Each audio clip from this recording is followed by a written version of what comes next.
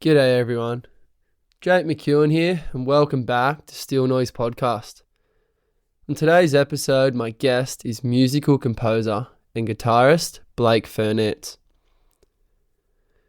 Blake's solo musical project called Ferndance blends cinematic guitar textures, gentle rhythms and a combination of other string instruments to create meditative and enchanting compositions. Blake is also the guitarist in a band called the Condiments, a multi-genre group known for their blend of funk, gypsy jazz, folk and swing. He is the guitarist in another band, Sundial, which is a more heavier, experimental psychedelic rock band in which he will also play the violin from time to time. In our chat, we discuss the obvious, music, but we also dive into his experiences while hitchhiking across the globe, the multiple meditation retreats he's partaken in, and much more. So, let me introduce you to Blake Fernance.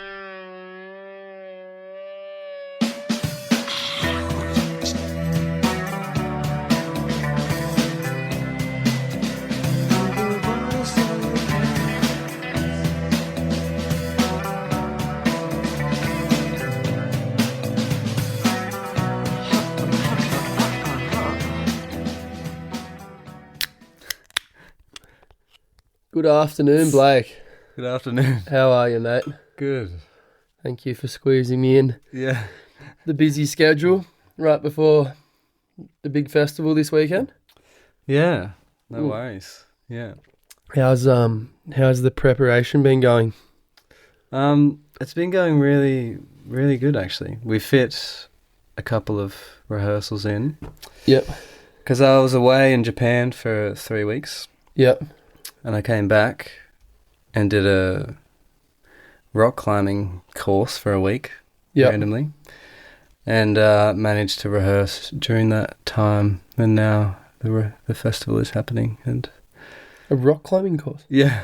Wow, where? Yeah. In Nara. Really?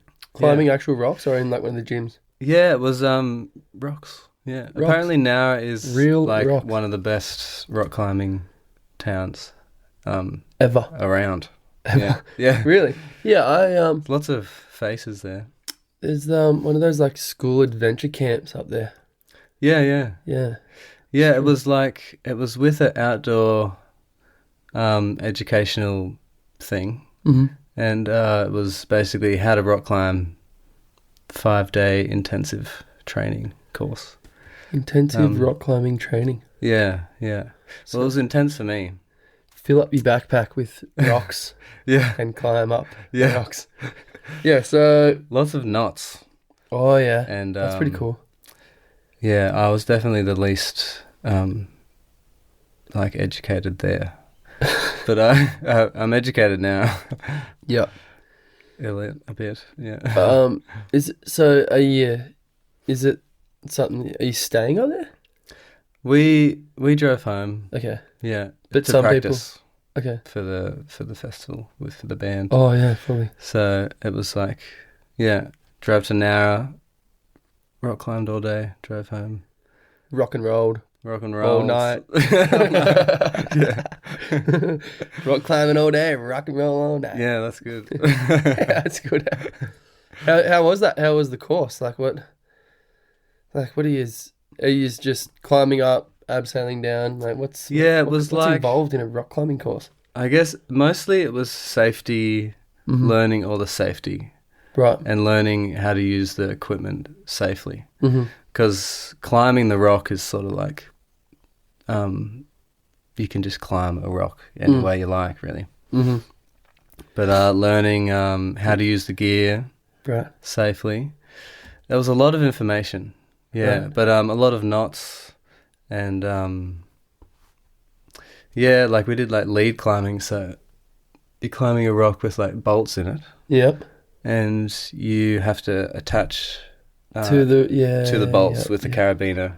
Right. And so your safety is like up to you, sort of thing. But once you understand the mechanism of all the safety equipment, you're more confident in the whole thing.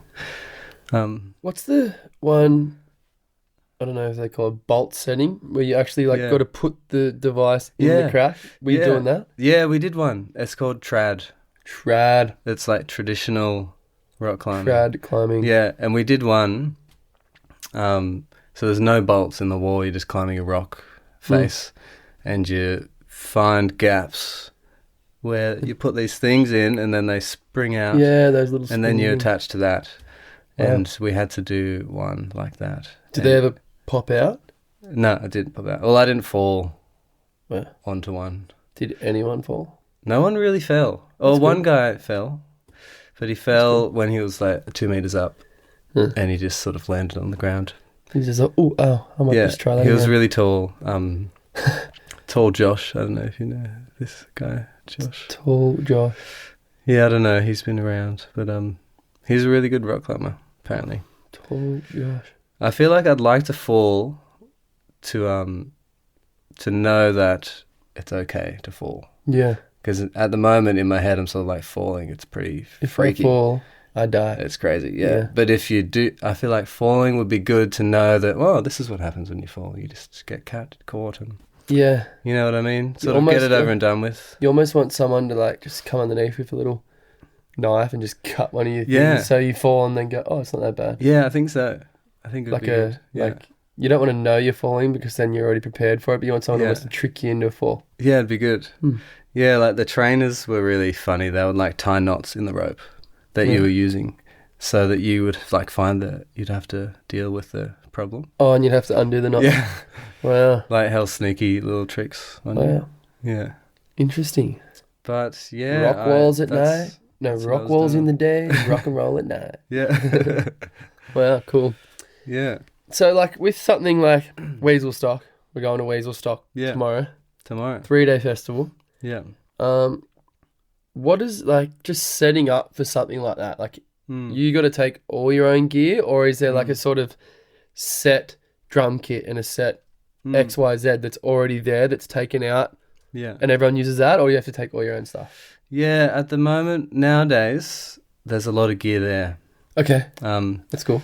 When it first started, because I've been involved with Weaselstock since it started, it was all of our gear. That was all the bands were borrowing. Gear. Yeah. Yours. Yeah. So it was our amps and drums and everything. But nowadays it's getting a bit more organised and I think maybe with some money they've purchased gear. For Weaselstock? I think potentially. Or there's some bands who at least donate their gear for the whole weekend. Right, sweet. But I got an email saying with a big list of all the equipment that'll be there. I'll still need to bring one amp because we have 3 guitarists. Yep. And they have 2 amps. Is this in Ferndance? You have 3 guitarists? In Ferndance we'll be doing a trio. Really? So who's the 3? Actually, let's talk a little bit about Ferndance. Yeah. So Ferndance originally started as you, right? Just you? Yeah. Yeah. And now there's a few. Well, it's sort of like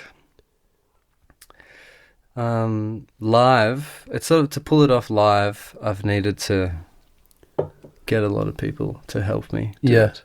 Because it's really a studio project where I just using the loop pedal. Where you are? Yeah. Well, I'm using I'm looping with software. Okay. Not really with the pedal. Okay. And it's just me playing the music in the studio and layering many instruments and things. Yeah. And then now we have to play them live. So I need help. You need someone to play the layers. Yeah, exactly. Rather than loop them all together. And I'd love like a full string section, and it's still not as big as I would like the band to be, to really like do justice to the recordings, because they're very layered and stuff. For sure. So we do like renditions of them with, or Mark and Shayna and Kyle. Yeah, who's involved? Okay, that's what I was going to ask. Yeah, Shayna and Mark play guitar. Yep. And I Mark play, Beasley. And I play guitar. Yep. Yep. Shayna Wilson. Yep. we've been playing together for a very long time, so we can. It's very relaxed. Feed off each other. Yeah, yeah. Is that what you were playing? Do you remember when I rolled? I rolled in the would have been a couple months ago. Yeah. I came up to your place and you were playing a few Sigur Rós covers. Yeah. And things that sounded similar. Was that Ferndance? Right, that was there? a Fernance thing. So is that what's coming? Yeah, we've changed a few things.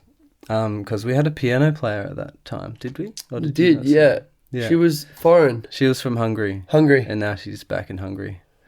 So it's sad. She joins the band. She's fulfilled her hunger in Australia, and now she's hungry. She's going to come back. Oh, so she's still hungry for Australia. Yeah. So she'll be back in the band, which is good. Cool. Yeah, she was really good. She was good. She was. Yeah, she's such a lovely girl, and she played synth or the piano. Yeah. Cool. So we're working without her and without string players, at least for this one show. Are you not playing string? Well, I think I'm going to play guitar for this show. Really? Just guitar, yeah. It's sort of one or the other, and I don't know, we're going for an electric guitar set. Right. Yeah. Mm-hmm. Even though strings are a big part in those songs, we're going to have to... My violin player couldn't make it, and we're just working with... Aren't you usually the violin player? Yeah, but live, like I was saying, like I play like all the parts in the recording. Yeah, so of course. Sort of like so live, you have to pick one, mm-hmm. And the guitar, I don't know. I've got all the effect pedals and the sort of. I can't really rely on anyone else to play with them. Yeah, it makes sense. In the same way. That you have created the songs. Yeah, I guess so. Yeah. Yeah. Specific to your style. And I'm more comfortable playing with the guitar live. Uh-huh. And I like to sort of be comfortable playing on stage. Yeah. So I just play the guitar. I know that I get still a bit nervous on the violin, I'm still sort of experimenting with it. Mm-hmm. Yeah. Mm. Well, before we dive too deep into music, we'll let's do a little rewind. So, Blake Fernance. Yeah. Full name? Full name, Blake Fernance. Blake Fernance. Yeah. From Ulladulla? Yeah. Born here? Yeah, born at Milton Hospital. Wow, really? Yeah. See, there's only a few of those I know. around. I think, there's not many. No, it's, they don't have children there anymore, so. They don't. Yeah, it's true. No birth ward. Yeah. Okay, you went to school, everything here. Did you ever move away during your childhood or schooling years? Yeah, I actually went to Sanctuary Point. Oh, yeah. Primary school. Really? The whole primary school? Yeah, I think I moved there. Yeah. After I was born. Right. And moved back for high school. Mm-hmm. Yeah. How was that? I liked it back then, like Sanctuary Point has this reputation of being pretty shady now. Rough. Yeah. But when you're sort of 5, 6, 7, you don't really know anything about just that. Everyone's just rough and tumble kids, aren't they? Yeah. Yeah, so I just ran around in the bush. I had a great time, but I think we probably moved to Ulladulla to, my mum was probably thinking, I don't want to bring up my kids in this town, Yeah. But I didn't have any idea that it was, rough. Yeah. Like with it does have a pretty... Yeah, I think like a teacher got stabbed there or something once, and maybe that's when we moved or something. Okay, kids, maybe let's go before someone else gets stabbed. Yeah. Holy shit. But I had a great time. I had a great time there. Yeah. Yeah. And then moved back for high school. Yeah. Ulladulla High. Yeah. Yeah, I met Kyle there. Is he in your year at school? He was, yeah. Kyle? Yeah. How old are you? 33. I was going to say 22, but anyway. Yeah. Close enough. And, yeah, so I've known Kyle for ages. Mm-hmm. Kyle McNally. Kyle McNally. Yeah. Yeah. Yeah. And, so your girlfriend, Shayna... Yeah. Plays in all the bands that you're a part of? Except the Condiments? That's true. That is true. Done yeah, it. I think that's it. Yeah. Yeah. I haven't done my research. I've just attended every show. Yeah. That's the research. That's my research. Yeah, live research. Yeah. Yeah, okay. Yeah, we've been playing together for a very long time. How long have you guys been together for? I think it's almost 10 years. Wow. Were you playing music together before? Before we were together. Yeah. Yeah. You were? Yeah. Really? Yeah. In what band? Echo? Yeah, and even before bands, we were playing music together. Wow. I think we met in high school and we were learning songs together. Wow. Back then. And that's how it started. Yeah. Yeah. You and I could really make something good out of this. Yeah. We could make a rock and roll band. Yeah. Yeah, well, she ended up forming this band, Echo, that I joined later on. Mm-hmm. Yeah. Which is sort of my first, not my first band, but first good band, maybe. Mm-hmm. Yeah. When would you say, when would you say you really started dedicating most of your life to music? From a young age, or? Yeah, well, I got pretty obsessed with guitar straight up when I learnt in high school. I was like 14. And did you play before that? No, I didn't really play as a kid, did you play at all to get lessons or anything, or just I got given a guitar when I was like 10, I think. Right. But I played it with like a fork on the strings. Right. And they broke all the strings. And then I didn't play again for until years later. Right. I didn't restring it. Yeah. I must have been younger than 10, yeah. But yeah, I think, I just picked it up really quickly. Yeah. And played a lot, especially for the first couple of years. I think I did most of my learning in those first 14 to 16, 17. Probably, yeah. So through schooling. Yeah. Were you a big part of the music scene at school? I was like the guitarist that everyone needed a guitarist, so I would be the guy. You were that guy? Yeah. You were the guy? Yeah.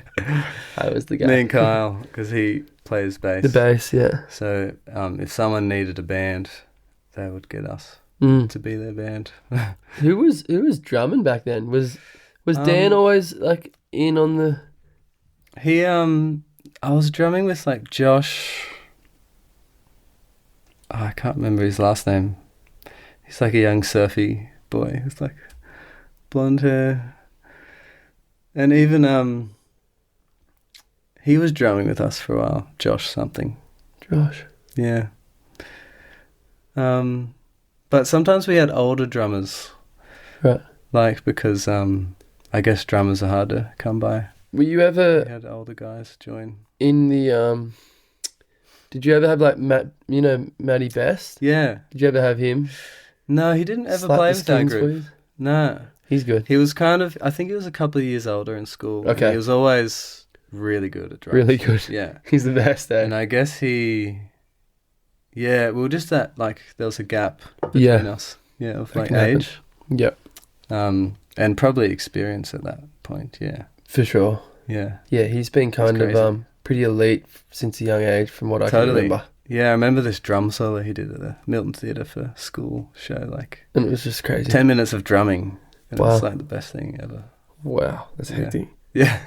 Imagine your ears after that. Yeah. Just be humming, hey? His ears now, yeah, he would... Surely he's wearing, drummers wear earplugs, eh? Yeah. Our drummers do now, yeah. But even if you're standing near the drums, you're not a drummer. Yeah. I need to... Do you wear earplugs? Well, I need to wear them more. Yeah. I need a good pair because it makes, mutes all the sound and makes it sound... Oh, yeah, fully. Because it'll block out certain... all the high frequencies. All the high frequencies, yeah. So it just sounds really bassy. Yeah. So sometimes I'll have one in, if the drummer's there. Yeah, yeah. Because the cymbals are smashing, yeah. Yeah, are your ears ringing after a show? Definitely. Just going, wee, for days? Probably, yeah. Fucking hell. If you focus in on it. I'll definitely probably have some damage when I'm older. Mm. Probably already, actually. Surely a lot of musicians would, right? Yeah. It's weird that you Everyone meet goes older deaf. musicians and they're not all deaf as a post, really. I think they mostly are. Oh, they are? Okay. Yeah. Well, there you go. There's the answer. So, like, when you were younger, how many hours, I think we've spoken about this, how many hours were you putting in a week, let's just say, when you were younger, when you started getting obsessed? Like, how much, or a day, Yeah. how many hours were you putting in? Probably a lot. Like, sometimes I would play all day, really. Wow. And I go through phases now where if I'm writing a lot, I'll play all day. I'll play a lot anyway, if I'm not working or something. But Yeah. back then, I didn't have anything to do, so I was playing, maybe like 10 at hours school? a day or something. Or did you leave school?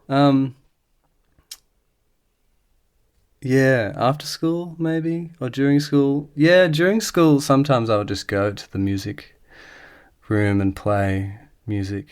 I ended up skipping a lot of classes in the last few years of school. Just hanging in the music room. Yeah, but I think they were happy. They were happy because they're like, he's a muser. thing. You stay there. Yeah. This is the school. You stay down there because that's where you're heading. Yeah, which is cool. Yeah. It's nice that even back then they were aware. I feel like these days it seems like education seems a little bit more directed into, like, it seems from what I've heard they have classes now where you almost say what you're into and they kind of are trying to morph the class to suit what the student's actually into, rather than being like, come and do English, maths, business studies, geography. And the kids like, I hate all of that. Yeah. Which is cool. Like, you wouldn't think back then they were so that way, but I guess they were like, this guy's a prodigy. Let's just let him have his space. Yeah, it makes sense that you can't be into everything. No. I mean, it's good to have a general knowledge of things, but generally someone's interested in one of those things, aren't they? Yeah. They should be able to move it around. For sure. To focus on certain things, topics, yeah. For sure. That's what like Steiner School and stuff. Steiner School. I think. Yeah. That is exactly what I was trying to think of the name of. I was just sitting there like scratching my brain like, what's that school called? Yeah. That's like, I mean, that makes sense, right? Yeah. What's the point of forcing someone to do something where they just turn their brain off and go, I hate this, when they can be doing something like, I could make a living and a life out of this. Yeah. May as well channel it, huh? Yeah, totally. So during school, like, let's just get a rough digit here. Are you doing 20 hours a week during school playing music? I guess so, yeah. More? Probably more, yeah. Shit. I mean, I don't remember doing much else. That was it. You could put it that way, yeah. You picked it up and you went, ring-a-ding-ding. Hang on a second, I'm really good at this. I'm just going to not stop ever. Yeah, I guess so. I was just so curious about the understanding the fretboard, I guess. Yeah. And learning lots of songs. That's a good way to learn, is just to learn good songs. So you wouldn't learn or create your own songs, you were learning songs that you knew and liked already? Yeah, I was making them. I was making stuff, but I'd learn some songs and then I would rearrange them, and just like make songs out of them. Yep. Yeah, out of the shapes that I'd learned, sort of. Yeah, learn the progressions and figure out how to morph it to make it your own. Yeah. I mean, I haven't dedicated enough time to it, but that's what I'd do. I'd learn a song and go, I like that bit. I'm all right, sweet. I'm going to take that. Yeah. And I'm going to take that bit from that song and I'm going to sort of fiddle around and make something that's half my own. Yeah. That sort of sounds like something, but it's not quite. Yeah, that's the best way to do it. Yeah. And if you learn enough songs, then that's your... Pick little portions from everything. You've got all of those patterns to work with, and everyone's doing that. Yeah. This is probably... So actually, before I ask the next question, so when you finished school, how much were you practicing? Like, how much time... Like, did you get straight out of school and start working, like have a full-time job? Or were you just doing little tidbits here and there so you could just play music? Well... Did you finish school? I did finish school, yeah. I got a job for a while. Yeah. It wasn't a year. Maybe it was 6 months. Mm-hmm. Maybe I was around for... Yeah. I couldn't give you a number. I mean, I was playing a lot. I was playing a lot back then, for sure. Okay, so you didn't just set like, all right, I'm going to do 6 hours a day or 4 hours a day. No. You were just like, Yeah. every opportunity you got, you were grabbing the axe. Yeah, I wasn't really social at that point. Okay. Not a lot, at least. Yeah. Living at home? Yeah, I was living in the garage at home. Yeah. And I had a bunch of like a guitar and stuff, and yeah, I'd fiddle around a lot. And but I kind of stopped for a while and went travelling, and when I came back, I really dove back into it. Dove back in. Yeah. Do you have siblings? Yeah, I got a sister. She's a sister. 4 years younger. 4 years younger. Yeah. And your parents are still in town? Yeah. Yeah, they are actually. Yeah, they're not together, but they both live. But they both live in town. In town. Yeah. Yeah. You got a good relationship with your parents and sister? Yeah, I actually went to breakfast with my sister just now. Cool. This morning, yeah. Just now? That's a late breakfast. What is it? Yeah. Breakfast at 4. It's a slow day. I get along with all of them. My mum's super sweet and mad. She's just open to me living my life however doing whatever you got to do. Yeah. That's good. And Dad is really loves the music. Yeah. Sort of thing. He's a muso? Well, no, he just loves that listening I don't know, he's always out when I'm playing. And he's always there listening. He's always around. Yeah, sweet. So it's cool. He's coming to this party actually. He is? Yeah. Sick. Yeah. You have to introduce me to him. My cousins. Yeah. He'll be there. Yeah. This is probably a dumb question considering what we've been talking about. But what would you say your favourite instrument is? Now I'm going to assume that you're going to say guitar, but yeah, is it not because you're learning these other instruments? Do you have the desire to get better at something else and now that's taking your attention, or you just got the love lock with guitar? The guitar's not my favourite instrument. Really? Yeah. It's just it's my favourite instrument to play. To play, okay. I probably should have been a bit more specific. But I love string instruments like the violin and the cello. The sound of them. If you can play amazing on them, I think they cut really deep. We've spoken about this. Yeah. The cello is my favourite instrument. Yeah. Love it's amazing. It, yeah. Oh, that haunting sound. It's like a human voice, but like cut through the air, doesn't it? Yeah, it does. Yeah. I mean, the violin's like kind of piercing, but the cello's just like, like it. Yeah, no. It's got such a strong, sharp sound, yet it doesn't have that high pitch. Yeah. Something about it. I know. Gets me fired up. I love it. Yeah. Love it, mate. I love those things. I love the harp. Oh, yeah? I love to master the harp. Have you... I bought a harp, actually. I've seen the harp, yes. Yeah, I've got a harp sitting around. Uh-huh. But I just bought it on a whim and haven't had time to really practice it. Yeah, fair. And it takes so long to tune it. There's like 30 strings. Oh, yeah, shit. And once you've tuned all 30, you have to go back to the first one again because it's out of tune. Because they're new, kind of. So it's a bit of laborious. Yes, sounds like a getting into consuming project. Yeah, you just want to pick it up and play it. But it's so that's putting me off the harp. And your time with the cello, how's that been going? I was playing a bit last week. You were? Yeah. I was trying to incorporate it in the show that we're doing this weekend. Are you going to take your violin out? I don't know. We just didn't rehearse with it. Yeah.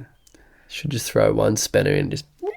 I should, yeah. I know Shayna has been saying that I need to play it at least once. I reckon just one song. Yeah, I know. Just when everyone's sort of playing and just sort of... If everyone's holding the... Humming along, just dip down and just hit a high note. Yeah. Like a cat screaming, mate. I could bring it. Just put in for you. Just throw it in the back of the truck, just in case. Yeah. Won't hurt. Yeah. He can sit in there.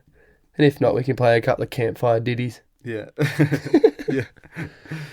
Yeah, okay. So, I'll tuck it in. Yeah. Out of the strings, would you say the cello or the violin, or what's your favourite of the strings? Yeah, that's hard. Maybe the violin. It's pretty good. But the cello also, it's very close. Oh man, they're so good. Yeah. Yeah. Yeah. I love them. They're very hard to play. I think the violin is the hardest instrument in the world to learn. Really? I think I heard that somewhere. That's a thing? Yeah, because it's so small. Yeah, you don't have a whole lot of space. And there's no markings on the neck to Yep. show you where to put your fingers.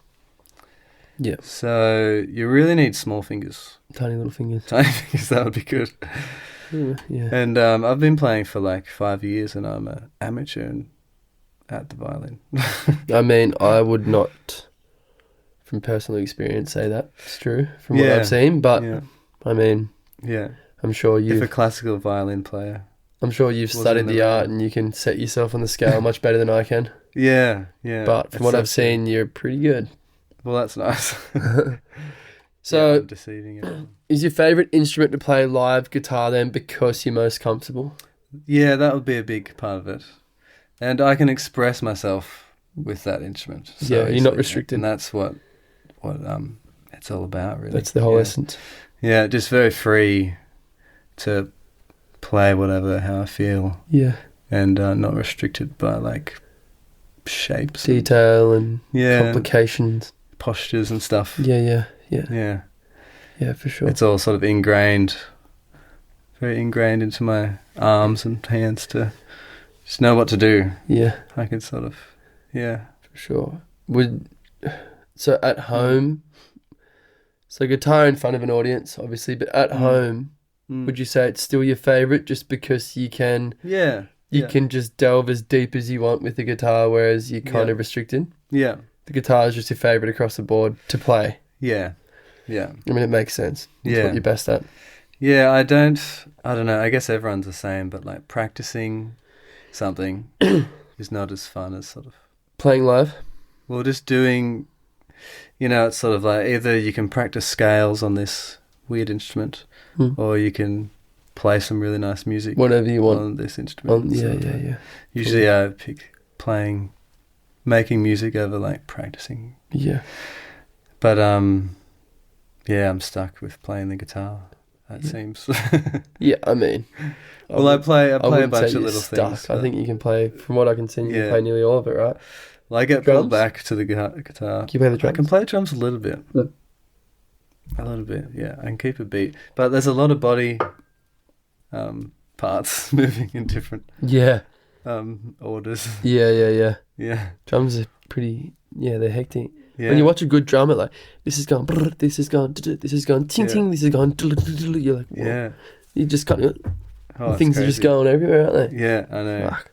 It's pretty hectic. Yeah. Have you seen Abby play with Lucas? I haven't. Are they playing? They're playing, yeah. She's the best drummer I've seen. Really? Ever. Have you seen that one? Like, I had Lucas on the show. Yeah, okay. Yeah. And when I was doing the Instagram post, I got him to send me some stuff. Yeah. And he sent me that one where you guys were on the Condiments. Actually, we're going to talk about that next. Yeah. But when you're doing the Condiments, touring the bus across Australia. Yeah. And he's like got his tuba. And she's on the... Yeah. That's the thing. And that's basically They wear like speed dealers and he's wearing a chain, looking all chang. Yeah. Damn, they did a film like in the desert. Is that the one? Yeah, that's the one. Yeah. So good. I remember that happening. Everyone, like at the pub, it was like out the back of a pub in the desert. And everyone like sort of walked out of the pub and they're like, what's going on in the dunes? Yeah. Oh, sorry. I thought you were asking me. Yeah. Yeah, no. Yeah. Yeah. Sick. And they're amazing. Well, yeah. So how was that trip? So did you guys buy the bus for that trip? It kind of happened like that, actually. Okay. Yeah. Jacob was talking about driving a bus across the desert with the band, and it sounded great. I don't know if everyone believed it was going to happen. Really. But it sounded good. And then suddenly Glenn Finley bought the bus and told Jacob, hey, I bought a bus for the trip. And then we were like, okay, we better go on this tour. Yeah. It was just an idea. It was getting thrown out. Jacob was like, let's try and make this happen. And Glenn, he's been a bus driver in the past. Glenn Finley. I know Glenn. I don't know. He's like an older guy. He's like... Sure. Don't know. He's an old Milton character. He works on a cattle farm. Not quite sure. Yeah, he drove the bus. Okay. Yeah. And does he play in the band or have any? No. Just he was the pilot. Yeah, because he used to run a bus tour company across the desert. Oh, across the... Okay. So it sort of... So Jacob told him what he wanted to do, and he was really keen to drive us across the desert. Wow, sick. So he bought the bus. Mm. I think he wanted a bus anyway. Yeah. To start doing these tours again. And then he ended up just buying it, and then he told Jacob, like, I've got this bus now. And then so we had to get serious about the tour. Wow. And then, I don't know, Jacob managed to book a line of shows. In crazy places, right? In crazy places, yeah, and just booked it all. It was in the works for about a year, I'd say, or a while, yeah. And it was 5 weeks of driving. Sleeping in the bus? We slept in tents. Okay. Yeah. So you'd pull up in the bus on the side of the road or something, or? Yeah. Right. Random places every night. Wow. So it was a good tent. Yeah, 5 weeks in a tent. Tent got really good at setting up. Yeah, I bet you did. And a lot of it was pretty crazy, like, because we'd play shows in the city, like in Melbourne or something. Yeah. And then we'd have to drive out of Melbourne to camp, you know what I mean? Oh, yeah. Because we couldn't sleep in tents in the city. So yeah. It was, so it wasn't all just desert shows? No, it wasn't, actually. Yeah, we drove down to Melbourne from here. Yep. And then we went to Adelaide. And then we went up through Australia. Oh, my God. Dang it. Oh, well. We shook it around. I must have. Crispy boy. Crispy boys jizz all over the floor. So, did you start in Melbourne? Like, what was your first show? We started here. We played a goodbye kind of show in Milton, actually. Okay. I wonder if I attended we drove that. to Pambula. It's like 5 hours south or something. So it wasn't just like a full rural tour? No, there was it was a mix, I guess. Yeah.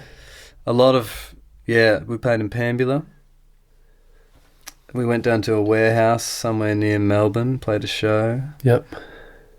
And then we went to Melbourne City and played a show in the city at a jazz bar. Right. And, that was the city show. Oh, we played in Alice Springs and Adelaide. They were the city places. And Darwin. But other than those, it was pretty rural, kind of. Yeah. You just covered some kilometres, didn't you? We drove a lot. It was like, it wasn't a holiday. Yeah. It was like a working. These are grinding. Like, we had to drive 5 to 10 hours a day just to make to the next show. Far out. Yeah. Holy Lots of driving. So we were like we weren't relaxing.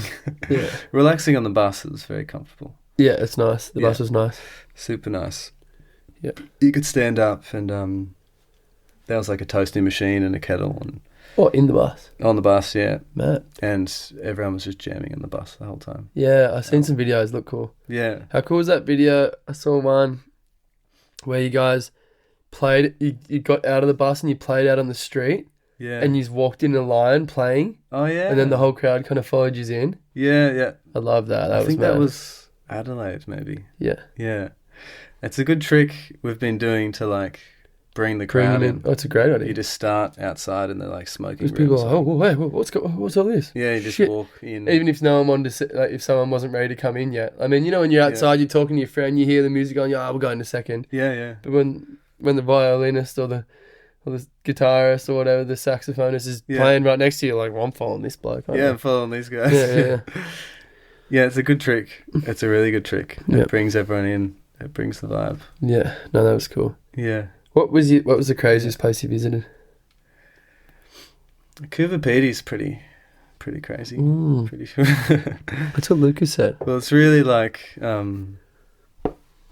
just there's no place like it. It's really like in the middle of the desert, like probably the flattest place I've ever been. Really? Yeah, you just see flat like as far as you can look. and Crazy. people living under the ground because it's so hot and stuff. Really? Yeah, they live in like bunkers or something. Well, they've sort of dug holes into the hills. There's like some small hills in the town centre. Right. So they live in the hills, and there's sort of stairs down, sort of like caves. Wow. I don't know how they've built it. Is it pretty like... it's like an opal mine town. Heaps of opals there. So I guess people were like digging for opals, and then they decided to like build a house in the hole that they dug. There's no opals in here. I'll put my house in here instead. Yeah. So like when we set up, there was like, you couldn't see anyone anywhere. And then we started playing, and people sort of came out. Like little rabbits. Yeah. Like wombats. But it was a weird, it's a weird place. Lots of weird people. I bet. Lots of crazy characters, and we played this show because we can plug into the bus.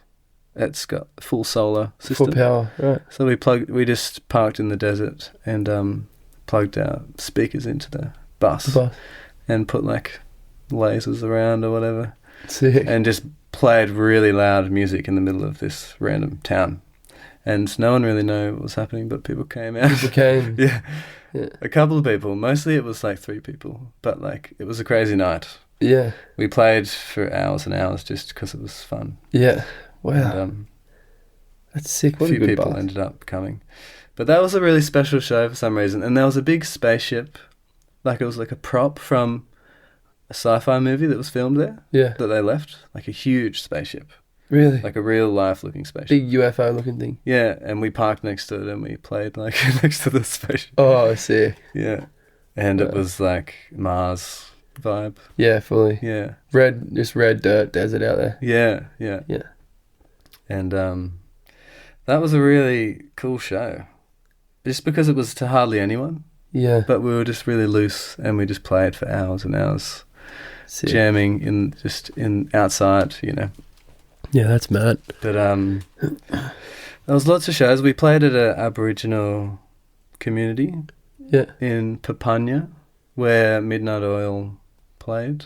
Right. They sort of I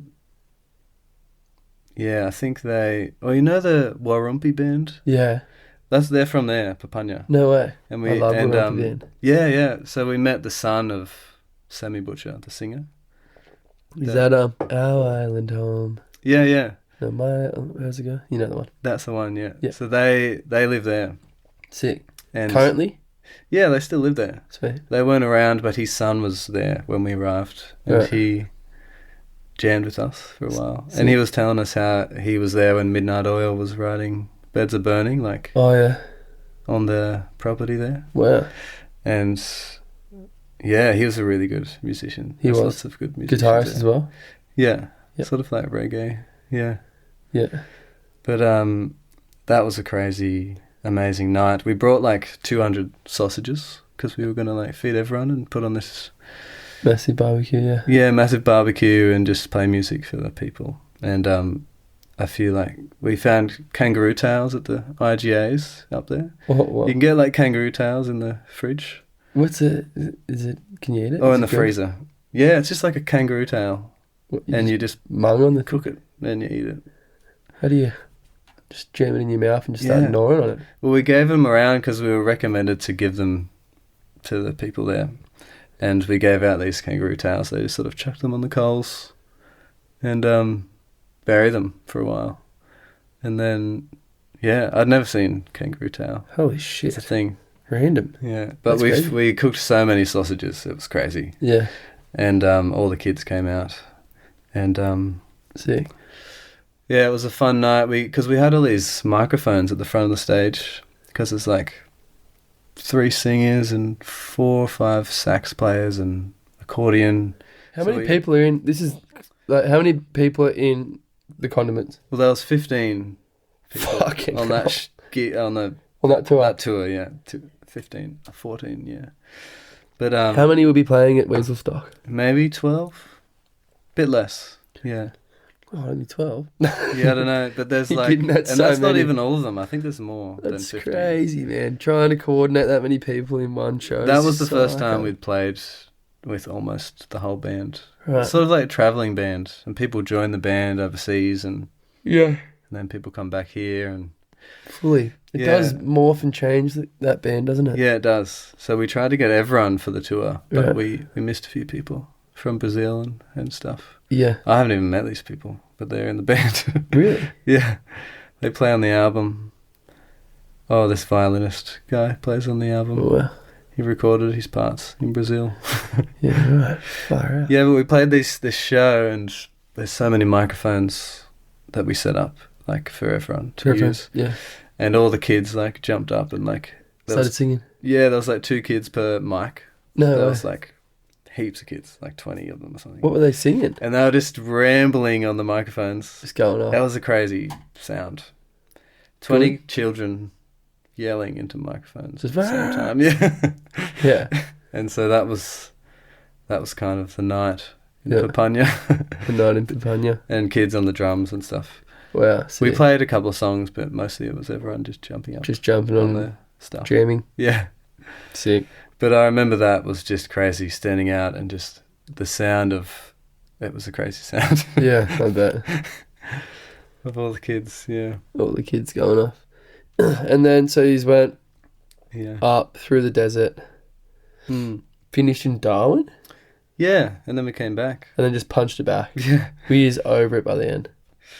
Not really. You It's just didn't pretty wanna leave? amazing. You were just saying, It was very relaxing driving, and Yeah. just these huge windows on the bus, you know. yeah, And the bus is really open, and you sort of stand up, walk around. It was like a beautiful... I wasn't really over it. no, I was really... it was really calming. Seeing Australia, you know, through this, in this way. Have you done that before? I hadn't gone... I've been through the Nullarbor, across the Nullarbor. Right. But, I don't know, I felt like I hadn't really seen... Not like that. The desert like that before, Yeah. Yeah. But yeah, a few people left in Darwin, they flew home. Just, I think there was a few gigs I had to do, but I stayed. They didn't want to do the, They didn't want to do the... How many hours is it drive back, you reckon? Oh, how many is it? I don't know, it's a lot. It took us a week or something, 5 days. We were going pretty fast. Yeah. Yeah. But we played 3 shows in Darwin. Yep. In a row for the last shows. Yeah. Yeah. Yeah. We will never have to practice again, I think. We're just... Yeah. You're in sync now, Pretty hey? much, yeah. Yeah. Living together and playing together for that time. Alright. Yeah. Yeah, that looked like a crazy little tour. But we'll do it again, I think. The same strip? We'll do something like that. We made so many connections with venues and with people. Yeah. Especially at the Aboriginal communities. Yeah. They're really welcoming. It's hard to like contact these people. Yeah. And organise things. You just sort of have to go there, and we didn't know what to expect going there, but when we got there, you know, there's so many musicians there, and everyone was really stoked to have us. Yeah. And then we could they were like, you should come back, you should stay for a few weeks. We can help you out, yeah. Yeah, I don't know, they really wanted us to hang around. Yeah. And we met like some elders there, and they wanted to teach us a bunch of things. Would you go for like a longer time next time? Yeah, it would be. We're talking about going and just focusing on Aboriginal communities and bringing a bunch of instruments. Yeah. To just to give to people there. Cool.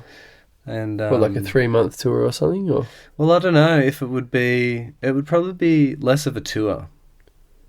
Maybe we'll do some playing, but we would be more sort of like bringing music to those remote areas. Yeah. And bringing instruments out and sort of just, experiencing, like connecting with the culture out there. And yeah, it feels like real Australia. I don't know. You come to the East Coast and it's this modern bougie world, kind of. And it's really ancient in the centre.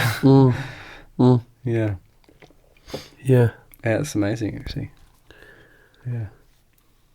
Yeah, when I had Lucas on here, he was pretty moved by it all, eh? Yeah, he really was. Yeah. Yeah. Yeah, we all were. Yeah, it was a special trip. Have you been out like traveling? I haven't done a whole lot of. I mean, I've been to Western Australia and Queensland, Victoria, Tasmania briefly, but I haven't done a whole lot of Australia just because I guess while I've been this age, I've been like, well, I've got the go in me. I'm going to pack up board bags and jump on planes and ride buses and go to places where they speak a different language. I've been trying to do as much of that as I can until I get to the point where it's just exhausting and I'm just like, oh.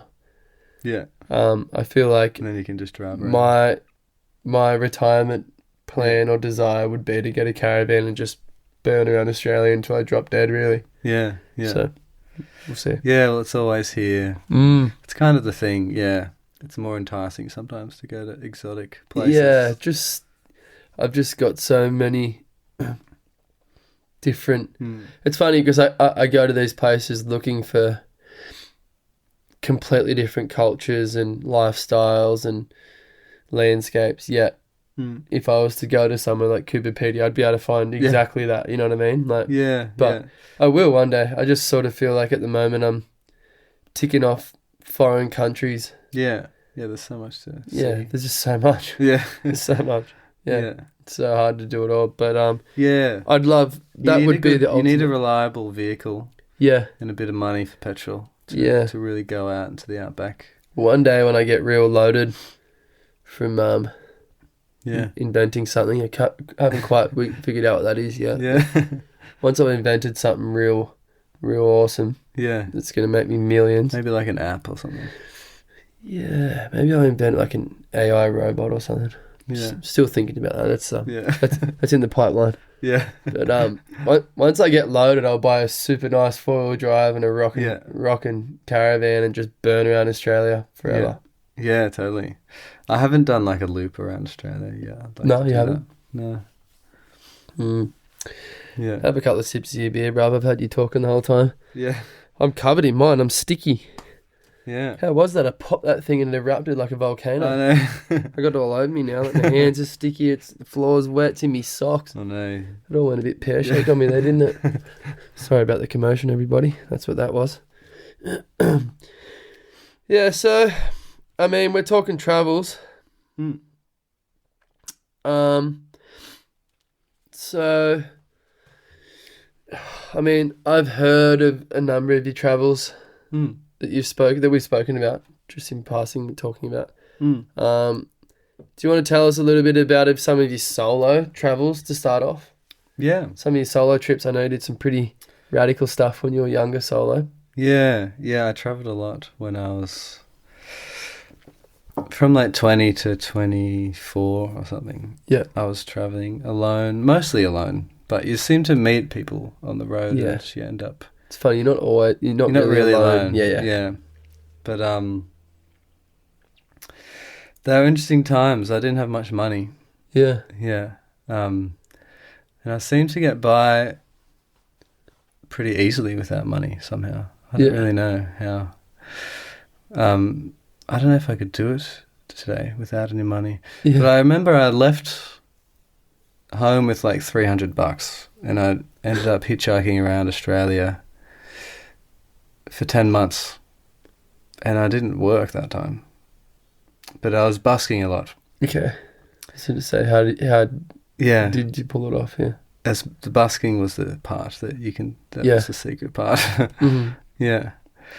And I think that initial trip gave me confidence to travel without money, because if you have a guitar, you can always you can sit down and play it and you make money with it somewhere. So it was a lot of busking and sleeping around. Where would you sleep? In the streets?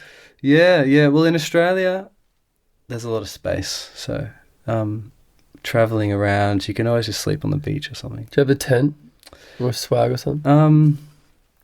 I think initially I didn't really have a tent. It's a sleeping bag or anything? A sleeping bag, yeah. So you just roll up in your sleeping bag, crash out, and you keep on wandering the next day? Yeah. Yeah, it was a lot of that. That was... Mad. I was dedicated to the lifestyle. Yeah. Fuck yeah. That's it. Yeah, and I did that for a long time. But Australia's good. safe country to bum around. Yeah. There's so much nature. I don't know, like you can just sort of, you can find a park or the beach to sort of sleep in. Yeah. But I don't know if hitchhiking is really the same anymore. I don't know. Do you think it's better or worse? I haven't done it in a while in Australia. Because I was like 20. This was like 13 years ago. Did you have any dangerous situations? Well, mostly not. But some shady situations, for sure. I mean, I definitely had some shady situations. Can you elaborate? Well, most people that pick you up, they want... they just want someone to talk to on their long drive. Yeah. So that's... And usually... it's fine, you know. You just need to talk. But I don't know, what can I say? Oh, we got picked up by a weird girl in Gympie. Have you been to Gympie? Gympie? No, I have heard of it. There was like 4 of us hitchhiking, and she picked us up and took us to her house, and she had us up all night and giving us drinks and stuff, and she tried to convince us late in the night to join this plan of like, I think she was making drugs out of like pharmaceutical medication. Okay. And she wanted us, she could only get a certain amount a month. She wanted us to like subscribe to get this stuff for her, and she would pay us all this money, and wow. And it all got a bit serious and a bit crazy for a while, and we're stuck on her property. And everyone like was really quiet. Fuck. And we all sort of went to bed thinking we got to like get out of here.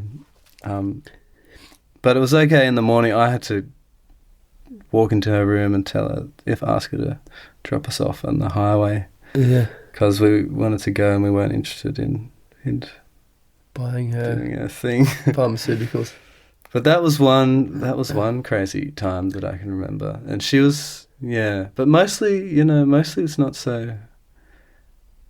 It wasn't very dangerous, my hitchhiking experiences. Yeah. Yeah. Yeah, to be honest. There's not a whole lot of hitchhikers now, eh? I don't think so. I picked up a few. Yeah.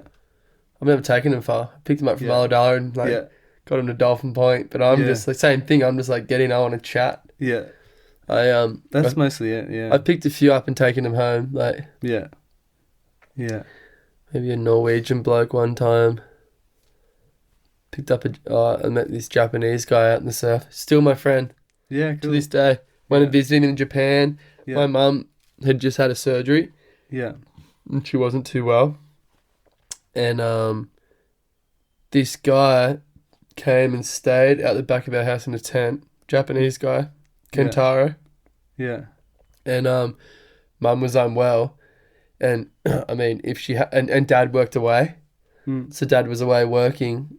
And she was obviously just going to get friends to help or just tough it out and handle everything herself. And Ken was just like, no, don't worry, Lisa, I'll do everything. Cooked, cleaned, dropped us to school, did the shopping. Like, literally, I met him in the surf and was just like, man, come on in. Like, come and stay. Like, and he just set up the tent in the backyard and stayed for maybe a couple of weeks. Yeah, right. And just fully just blessed the family. Like, just stayed and just took care of everyone. Yeah, cool. And became a really good friend of ours. And since then, we've been to visit him and he's been back maybe a couple of times to visit us, like became like a lifelong friend. Yeah, yeah. And just because I met him surfing, and then he bought this little tiny car, this little bubble thing, and had his belongings packed to the roof. He couldn't even see out the back and was driving this thing. Yeah.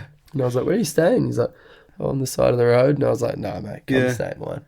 Yeah. Ended up being the best thing that could happen. Yeah, yeah. Just fully took over the role of taking care of the kids while mum was unwell. It was perfect. Yeah. Well, you were playing the role of, you were giving him a place. Yeah. At that time. Oh, man, it was a great exchange. Yeah. Good man. But we went and saw him in Japan. It was cool. Oh, yeah, cool. Yeah, generally people are really kind and they'll give you a place. Yeah. Or like some food or whatever. And yeah, there's a stigma around hitchhiking. Yeah. Like about being kind of dangerous and all this stuff. But, surely. I didn't experience too much It's just that silly movie, bloody, what is it, Wolf Creek? Yeah. That's what's created that stigma. I think mostly that's it, yeah. One fucking lunatic. Yeah. Yeah. And then did you take this desire for the kind of living on the edge, living this kind of gypsy life without money? Did you then go overseas? Did you then go like kind of global with this? Yeah, I ended up traveling around. Yeah.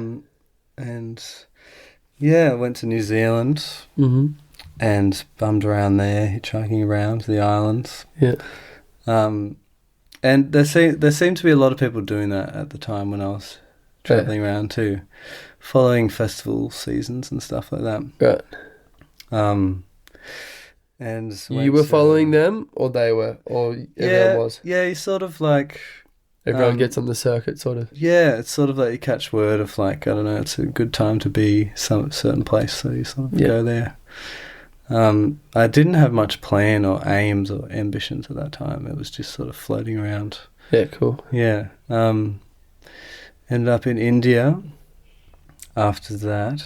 And, yeah, I mean, not so much hitchhiking over there, a little bit. But the buses are like 3 cents or something. So yeah. You just sort of catch a bus somewhere. Yep. Yeah, but ended up still busking over there and stuff. Yeah, and that's how you're earning your way? I guess so. I think, I picked up a farm job in New Zealand. Mm-hmm. But yeah, I remember, I think it was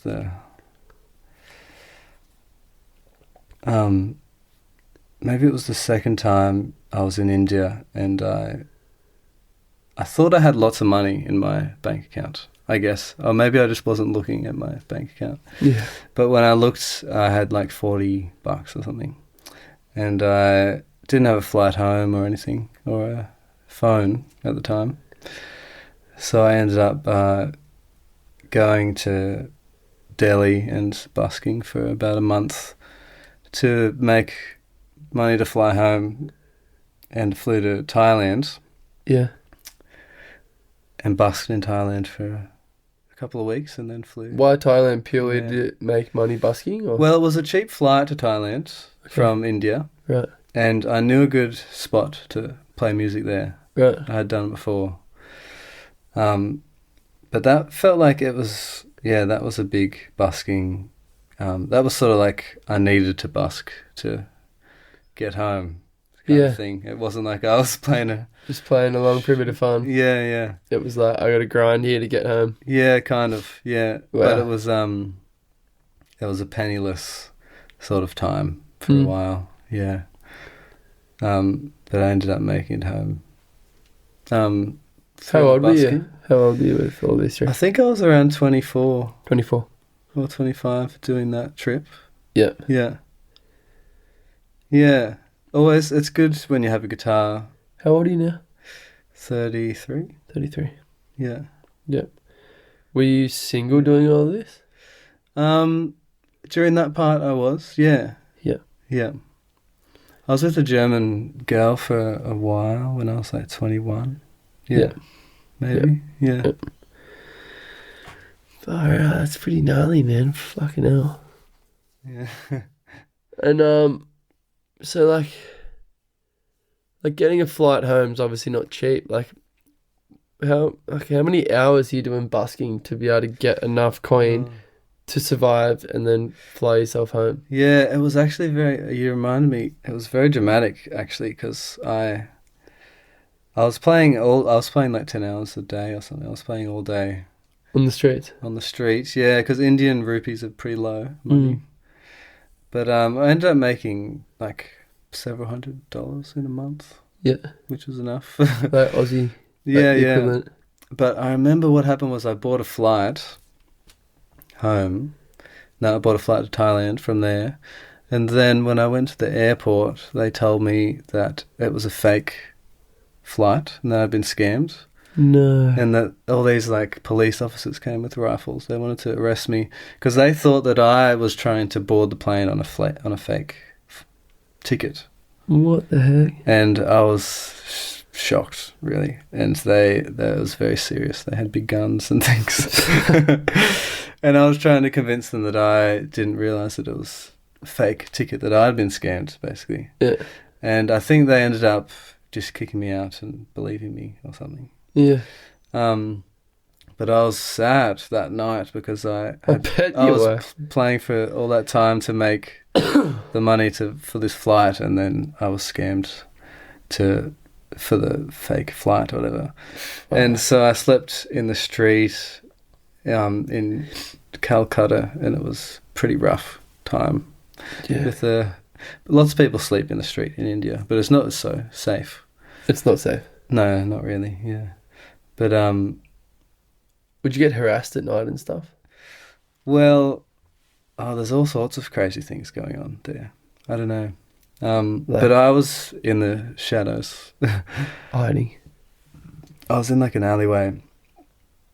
But I was very upset because I didn't have any money. I bet you fucking were. And I didn't have a phone or anything.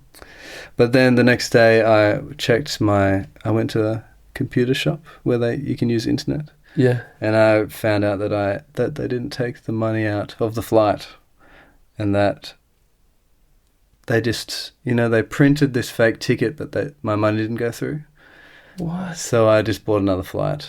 How the hell did that happen? I don't know, but it was a weird mess around.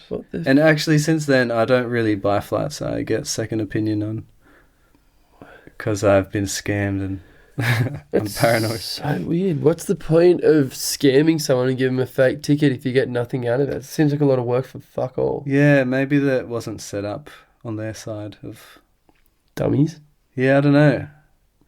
Well, good. Yeah. So buying flights is like... I don't know. I don't really like to do it anymore because I'm not sure how legit the site is. Ever since that happened. Well, how do you do it now? Well, I do it with Shayna, or I get someone to, I'll be like, is this a legit thing? Yeah. I mean, if you just go on I think I'm a bit better now. If you just go on the airline site, surely it's fine. I know. Maybe not. AI. I don't know. Who knows? I don't know what happened. Wow, that's hectic, man. But that was a dramatic time. Very up and down. And then...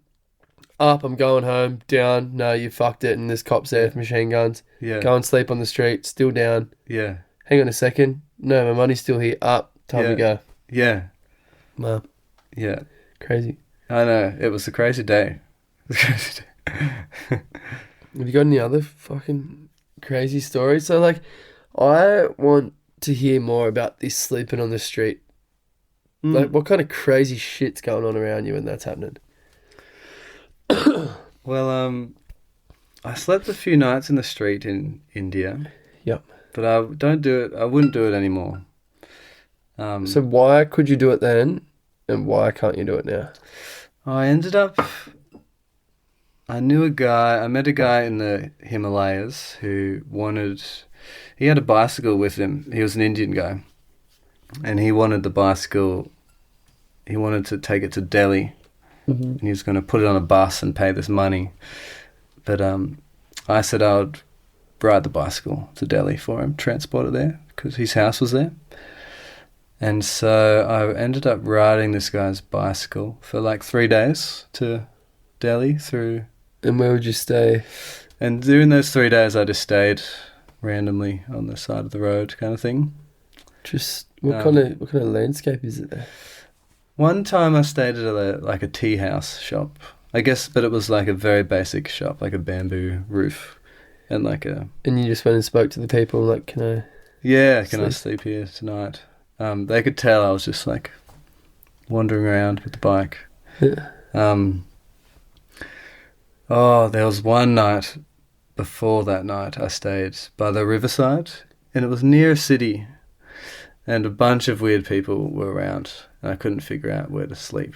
I was on the stairs for a while, the stairs that go down to the river. Yeah. And people were coming up to me all night, and I felt very uncomfortable. And so I went walking. And then I met this guy, and I was like, I'm trying to find somewhere to sleep that's safe. And he was like, you could sleep in my car. I'm sleeping in my car tonight. And I was trying to suss out the vibe of it. Yeah. And I ended up in his car. But then it got very strange, and he was just trying to come on to me. Trying to grab your winky. Yeah. And so I got out of there. And it was a long night of trying to find someone that wasn't trying to grab your winky or steal your things. But he was a weird guy. But it was weird. It sounds fucking weird. And I was in India, and it was very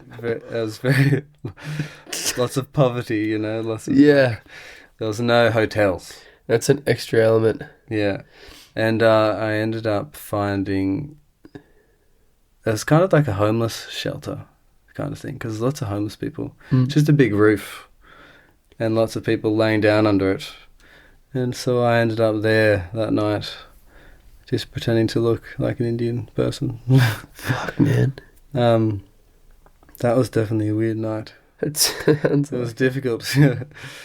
Yeah, but it's so cheap in India to get a room. It's sort of like you just get a room. Yeah. But I was kind of pilgrimaging at that time. Yeah. There was no rooms on that path. On that stretch, yeah. Yeah. Wow. Fucking insane. Yeah. Yeah, that was a crazy time. Far out, bruv. Yeah. Yeah, I know. And then, so, just rattle off, you've done, like, India, Nepal. Mm-hmm. Like, rattle off a bit of a list of the places that you did that kind of travel in. When I went to Europe the first time, I was bumming around. Doing the same shit? Yeah. Hitchhiking a lot around there. I lived under a bridge in Amsterdam for a month. What? Actually, yeah. That was a funny time. I like Amsterdam. Yeah, busking there is good in the red light district. I bet it is. Yeah. It was quite a good life. Like, it was a big bridge.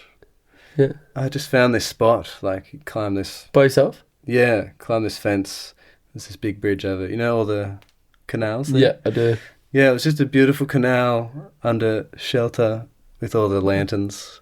Wow. And I ended up there because I arrived in Europe without any money. And so I ended up in Amsterdam. Yeah, under this bridge. It was quite safe. And just going to the red light district every day, busking, meeting very interesting people. I bet you were. And hanging out with them. And yeah, that whole thing. A lot happened in that time. Yeah, I met like a squat community. Squatters? Yeah. They ended up inviting me to their place. But there was a lot of drama involved in their whole thing. I ended up not really liking what kind of drama? Well, it's everyone's living there for free in this abandoned building. And I don't know, it's funny with communities of like homeless people and artists and... like the lack of hierarchy or something, you think? Or yeah, I guess. Lack of authority, maybe? Yeah, lots of people trying to be authority. Someone's trying to be in charge. Yeah, everyone's people sort of bickering and stuff. Yeah, and I felt like I was walking into this weird... at this weird moment of this community life. They were trying to have they had like a free shop that of like stuff that they found, and it's like an op shop, but everything was free, and they'd found all these things, and they'd do like workshops there, and they were trying to get this thing happening. Crazy. Yeah, they had good vision, but I ended up leaving. Because they were all mad. Yeah, I think so. Sounded like they were causing a bit of drama, yeah. Yeah. Far out, fuck. But just a lot of busking, really. Yeah. During those times, trying to make money too. Was that purely your source of income? Busking? Yeah. Always? Yeah. Never got a job while you're overseas? In New Zealand, I worked on the farm. Oh, you said that, sorry, yeah. And that's it? That's it, yeah. Fucking hell. I think so, yeah. And like, how long were the stints you were doing away? Like, how long were you... Sometimes, like travelling wise? Or just like, yeah, like how long were you doing away from home in one stint?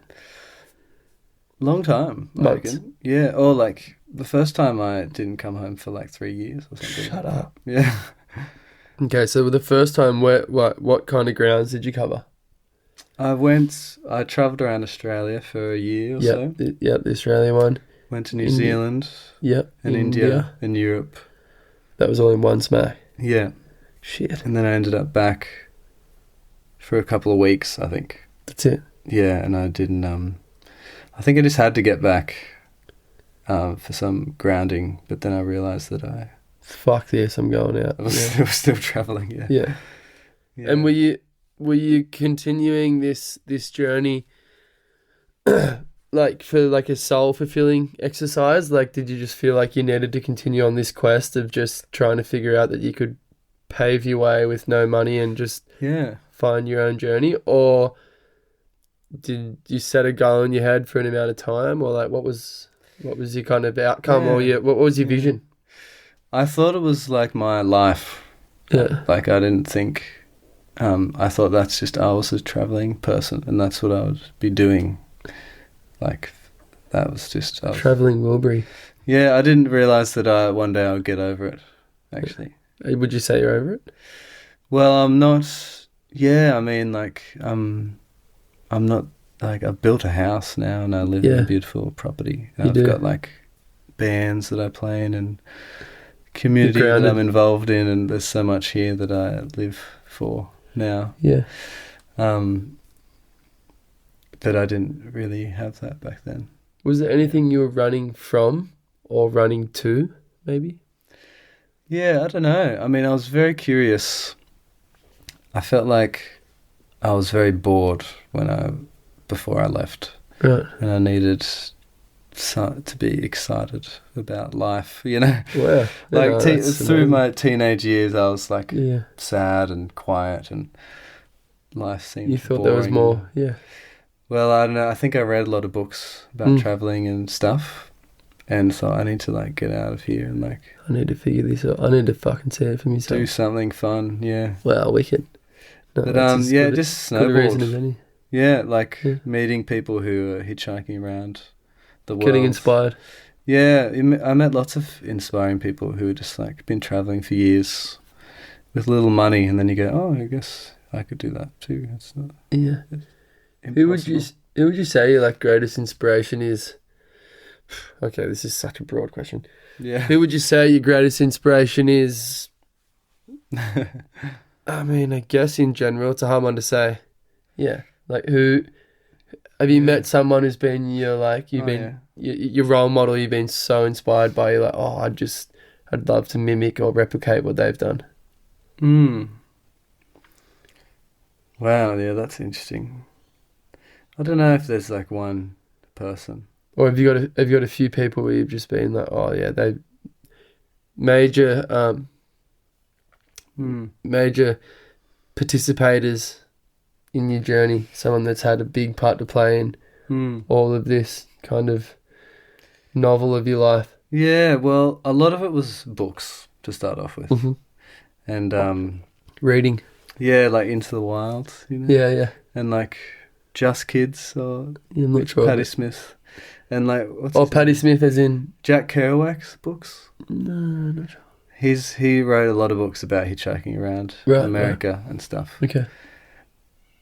Those inspired me to do that, I think, yeah. Awesome. And then I don't know if there's anyone in particular, you know. But I ended up at a rainbow gathering. Have you heard about rainbow gatherings? Really? It's like an experiment, social experiment. It's not like the LGBTQ. No, it's AI plus? No. Okay. It's like from the 70s. Right. It's like a hippie concept from the 70s. Okay. Where you live in the bush for a month. And you just, without a government or something, without society, and you just sort of live as a community in the bush as an experiment to see how it goes. And when I first left home to go travelling, I ended up at a rainbow gathering and met really interesting people who just travel the world, and very free-spirited people. There's one guy, he just didn't wear clothes for a month. Really? He's just walking around naked. For Jeez, maybe I need to go to a rainbow gathering. I'd probably do pretty well out there. Yeah, you could do well. You would fit in. I'd fit in well. Lots of really interesting people, creative people. And I think that was really powerful because I never met anyone super interesting. Yeah, it can be restricting being in a small town. Hey? Yeah, at least when I was younger, maybe I wasn't open enough to it. But yeah, I was like, wow, the world is interesting and full of interesting people who do whatever they want. And that I feel that was like the trajectory to travel around. Expand your mind. Yeah. Expand your horizons. Yeah, lots of interesting people there. Far out, man. That's amazing. Yeah. Fuck. Crazy. Doing that all solo is insane. Yeah, we were in Japan recently. There was a rainbow gathering happening. You went? No, we met someone and then they said, are you going to... Who organises a rainbow gathering? I think there's like, in each country there's... A rainbow man. Rainbow family, they're called. Rainbow family. Yeah, and they organise them. I don't know exactly how it works nowadays. And so, how do you organise... It's a global thing. How do you organise a rainbow gathering? Like, do you have to set up a couple of gazebos and workshops, or like what's... I don't know, really. But there's a core people, and they find some land that they can live on for a month, and I guess spread the word somehow. And they have like global rainbow gatherings where like thousands of people. So what's the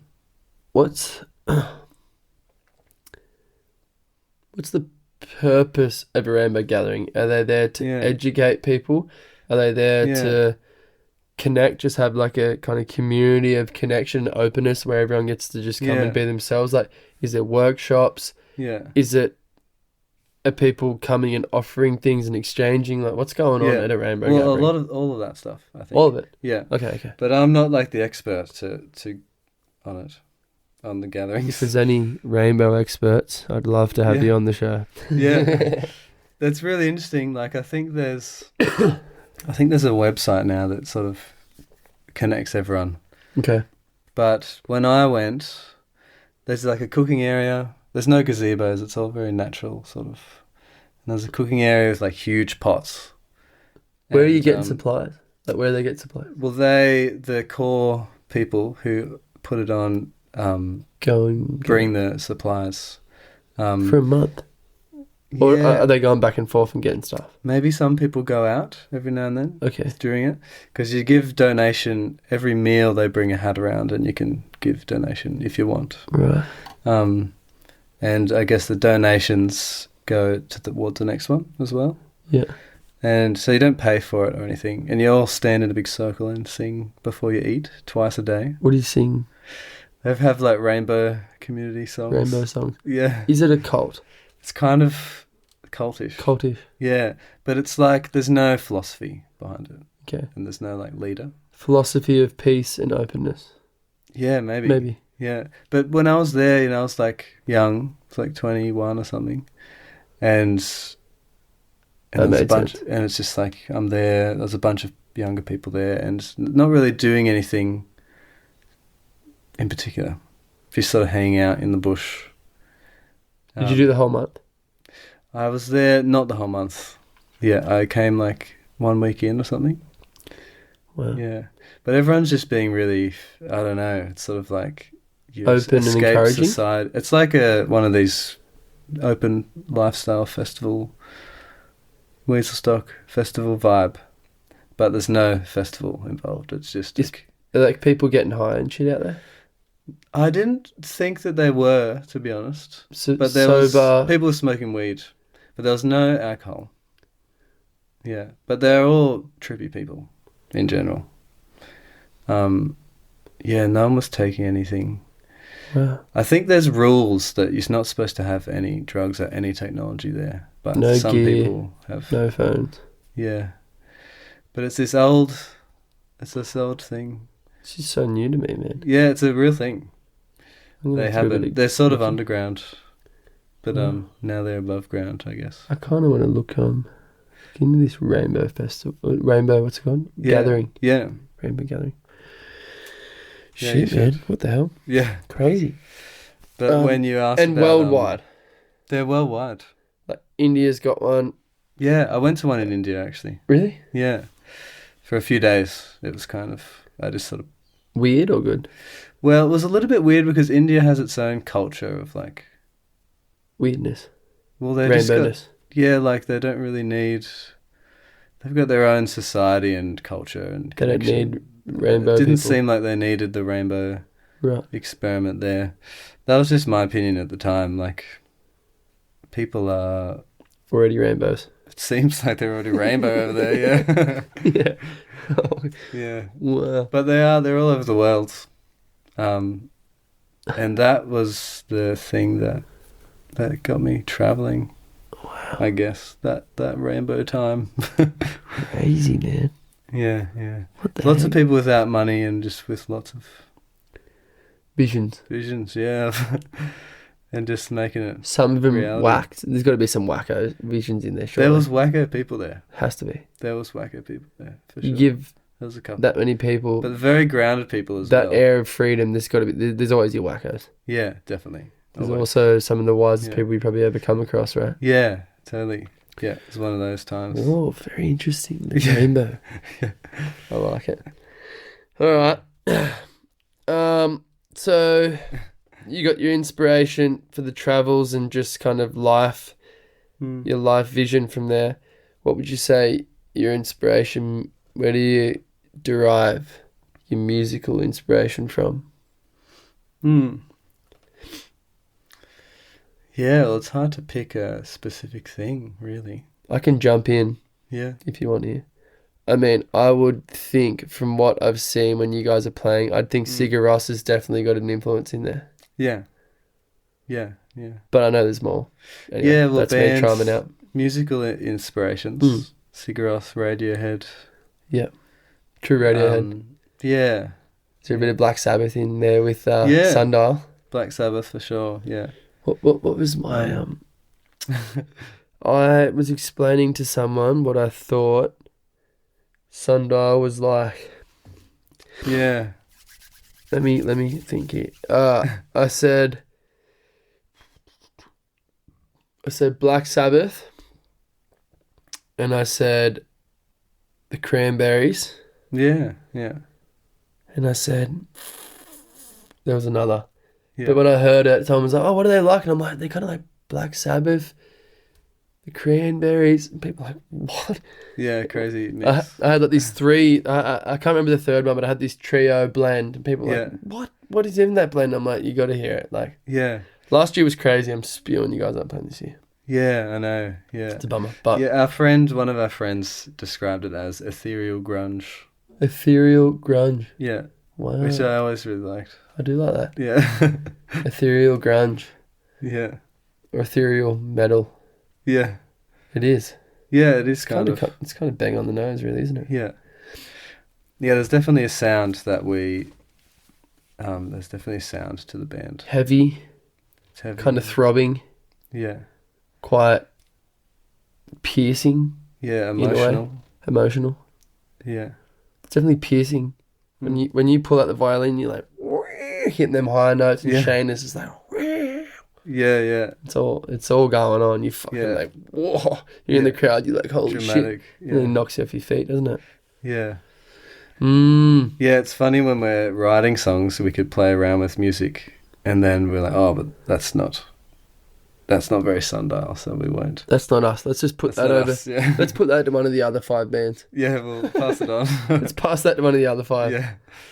Yeah, there's definitely like, it's hard to describe what it is, but there's something that is a sound to the band that there is, that only certain song ideas can pass through the gates. The gates of this. Pass through the filter. Yeah. It's like one of those because we can come to like with ideas and then we're like, oh, that's not really Sundial. Will you come up with songs sometimes and be like, oh, this is sick, start playing and be like, oh, that's a good one for the Condiments. Yeah. And then be like, oh, that's a good Sundial one.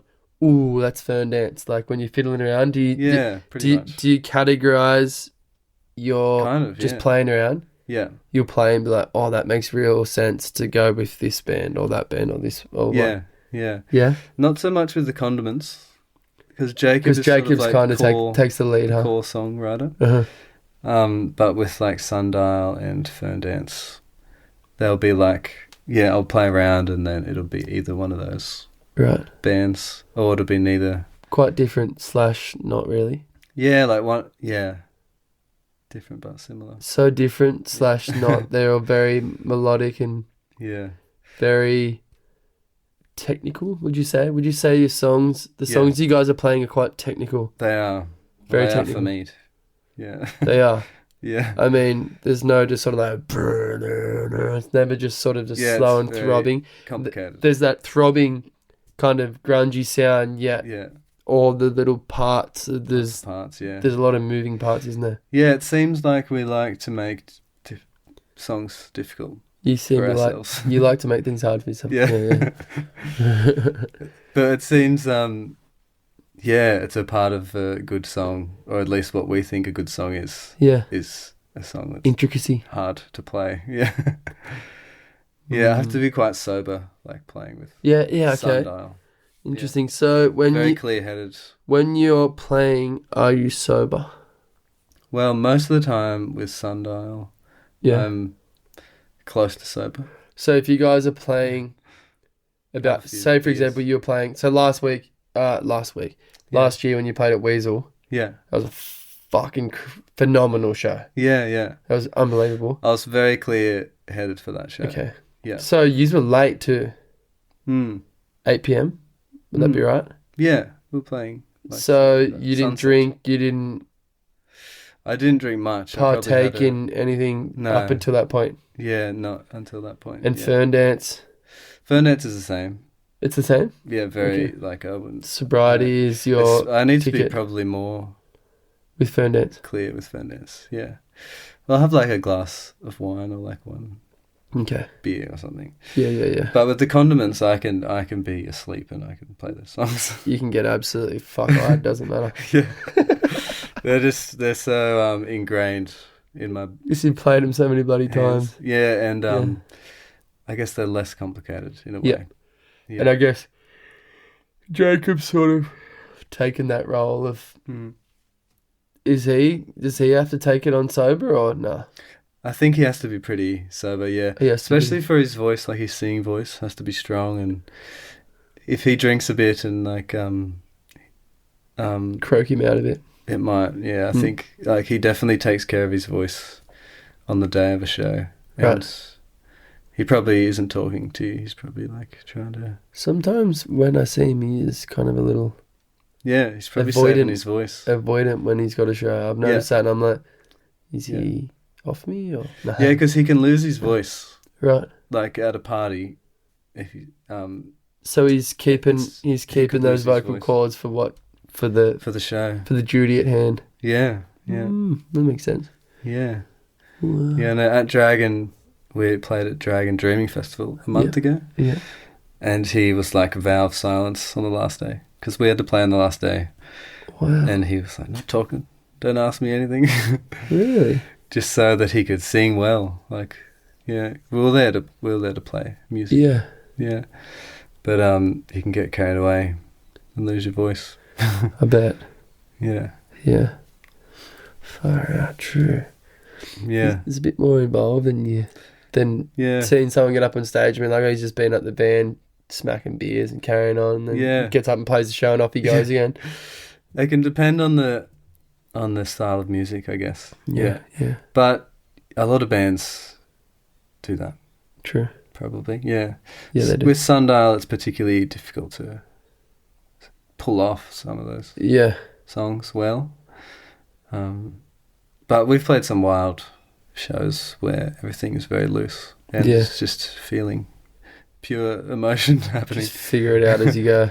But I wouldn't watch the Instagram videos from that night. I mean, no one else. It's a funny thing. No one notices these flaws except the musicians themselves. Yeah, it is true. I know. It's very true. Well, righto. Let's jump out of music. I know that a couple months ago, you went to India, I believe it was India, and you did a Vipassana, Vipassana, yeah. Vipassana, it is Vipassana, right? Yeah. And that is a 10-day or 2-week silent meditation retreat, is that correct? Yeah, 10 days. Okay. Yeah. You've done numerous Vipassanas, right? Yeah, yeah. Give us It was in Bali, I did that last one. Yeah. Bali it was. Yeah. Sorry. Yeah. You've done one in India though? I've done one in India. I've done 2 in India maybe. Okay. Yeah. Yep. Yeah, it's very interesting over there. Yeah. How do you go with that? Yeah, I just got into it a while ago when I was meditating a lot, and I wanted to learn. I was more reading meditation books, and like there's only so much you can get out of like reading a book on meditation. You sort of like have to put it down and like meditate at some point, probably. Yeah, fully. And so I was looking for places to learn meditation over in Cambodia. I was traveling in Asia, and I've heard about these Vipassana retreats, and it seemed very authentic. There was no like westernized girl or like, I don't know, there's no westernization of the... No trendy sort of... No trendy relaxation retreat vibe of it. It's sort of just old school meditation practice that the Buddha taught. And I did one, and it was an amazing experience, really. And learnt the technique that they teach there, that the Buddha teaches. Finding equilibrium? Equanimity. Equanimity. Is the word, yeah. Yeah. That's a difficult thing. Mostly it's focusing your attention on your breath coming in and out of your nose. That's basically the technique. If you wanted to simplify it to nothing, to the simplest thing. That does sound simple, yeah. Yeah. The first 3 days, that's what you do. Breathing. And they say just try and follow every breath. Don't miss a single breath. And you'll just wander off in your mind every couple of minutes for ages. And you learn in the retreat that the mind is so distracted. Yeah. And because you don't know how distracted the mind is if you're not doing meditation. Yeah. But when you sit down and meditate, you realize, wow, the mind it's just not a stable thing. It's just bouncing around. Yeah, and it's so impossible to just stay totally focus it. Yeah, but after 10 days, you become very concentrated, actually. Wow. And come out feeling so clean and clear in the mind. And I kind of got like I've went back several times because... How many have you done? I think I've done 6. Fucking hell. Yeah, I did... So that's 10 days. How many hours in a day? 100... It's like 10 hours a day. So 100 hours. I think it's 100 hours. So you've done 600 hours... Retreating. of silent meditation. Yeah. I'd be pretty good to do 6 minutes. It's hard. Fucking hell. Sounds like the hardest thing on earth. The first 3 days are the hardest days ever. And then you just sort of sit into the groove, or? Yeah, then it gets, well, for me, it's got a bit easier. But, it is hard those first days. I'd probably do better walking across the hot fucking coals, to be honest. Yeah. That just seems like the craziest. Yeah. The concept to me is insane. It is a crazy concept, yeah. Well, it's a technique. But amazing. The technique is what the technique of just... Nose breathing. Yeah, just following the breath in your nose. Wow. In through the nose, out through the mouth, or purely nose? Yeah. Or just whatever's happening. You're not really controlling or like doing anything with the breath. Okay. If you're breathing through your mouth or whatever, you're just aware that you're breathing through your mouth. And if you do that for a while, it's crazy how calm the mind can become. Yeah. And if you're doing a 10-day retreat, it sounds like it's crazy, it's difficult, but like it really turns into, like it takes effect. Yeah. And you're not. You get into almost like a hypnotic state or something. Like your body becomes accustomed or something maybe. Yeah, your body does as well, and your mind. And your mind. And it's just, you become very calm and blissful. Wow. Even. That'd be like, I'm like, it's a challenge. It'd be crazy what it would probably do for my life if I could do something like that. Yeah. It's like the most terrifying concept I've ever come across there. Yeah. For me personally. It just sounds so fucking ludicrous for me. Yeah. To not be able to talk for 6 minutes, let alone 600.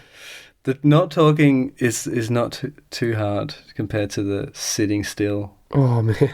For 10 hours a day. I don't know if I'd be able to do. Oh man, I don't know. Yeah, it's not an easy. It's a crazy concept. It's admirable being able to sit through that. Yeah. Well, lots of people do it. Yeah. There's monks who just do that their whole life, every day. Wow. Crazy how still the mind can possibly be. Yeah, it's just amazing. Is so not. Mind is very active. Yeah. Always. Yeah. There's so much potential with the human mind, you know. Yeah. We get fixated on things, and like we can Unlock master so many things. Yeah, meditation is something that not many people do, or at least like the retreats are a good chance to, I don't know, do something with your mind that you can't do in society. Am I right in saying they're free retreats? Yeah. By donation? By donation, yeah. Yeah. Yeah, that's part of the authenticness of it, I reckon. Yeah. It's not a money-making business. They're just teaching the technique, and you can pay what you like at what the you end. Can afford, or what you can contribute. Yeah. Wow. Yeah. Amazing. It's definitely... Yeah, I'll definitely do another one day. Yeah. I'm sure. I hope to say one day I will do one. I don't know necessarily that I will, but I would. Yeah, maybe one day you decide to, or maybe you won't. I would like to. I really would. It's a good challenge, and has a good reward as well. Yeah. If you can really... It'd be a good accomplishment, for sure. It's a good accomplishment, yeah. For sure. And you learn a good skill in the end. You learn a good skill of... Do you meditate daily? Mind. Most days, but not every day. And when you wake up, meditate? In the morning is good, yeah. Before you have a coffee, before anything, first thing you do, meditate? Generally. For how long? I don't really time it anymore. I think sometimes to 10 minutes is good. Guided? No, I just use the technique that I learn at the retreats. Like as soon as I'm awake, like I might just, instead of thinking about what's coming up, just focus on the breath for 5 or 10 minutes, and then head into the day, kind of thing. What? How do you decide the point that your meditation process has been long enough? Like the duration of your meditation has been long enough? Well, generally it's just the mind decides. The mind goes. You go, okay, that's enough. Well, like a thought will just probably drag you out, or like a thought will be strong enough to be like, okay, you should make coffee, and then suddenly you're not meditating and you're making coffee. And you're like, well, that's how strong a thought is. Yeah. But depends how. Sometimes the meditation goes really well, and then you just decide without, like, calmly to pull yourself out. Right. Yeah. How long do you do it sometimes? Like, how long can you go for? Well, the retreats you meditate all day, every day. Yeah. But at home, like, would you say? I don't really do long sessions too much. But sometimes like an hour is good.